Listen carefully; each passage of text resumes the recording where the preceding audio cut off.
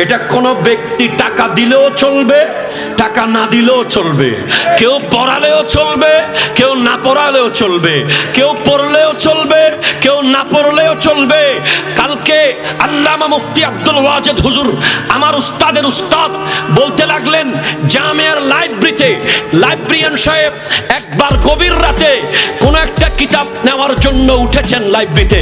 Library খোলার পরে দেখেন বাইরে থেকে তালা মারা ছিল, ভিতরে আলোকিত আলোকিত, মনে হচ্ছে কেউ লেখাপড়া করতেছে, কেউ ক্লাস নিচ্ছে।